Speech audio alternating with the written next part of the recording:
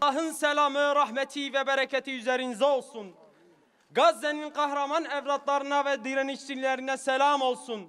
Allah yolunda canını feda eden İslam'ın aziz kahramanlarına selam olsun.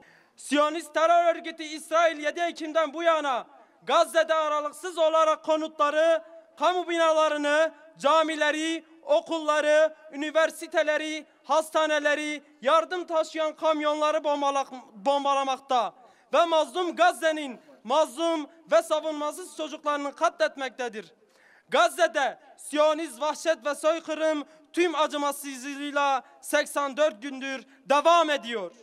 8.800 çocuk, 6.300 kadın olmak üzere 21.320 Filistinli kardeşimiz şehit edildi ve 55.600 kişi de yaralandı. %70'i kadın ve çocuklardan oluşan 7.000 kişi de yıkılan binaların enkazından kayıp ve akıbeti bilinmemektedir. Cenk, cihat, şehadet!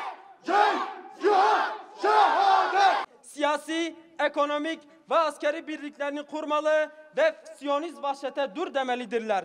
Filistin davası ümmetin ortak davasıdır. Mescid-i Aksa ve Kudüs Müslümanların ortak değeridir. Bu Selam olsun! Tekbir! Allahu Ekber! Tekbir! Allahu Ekber!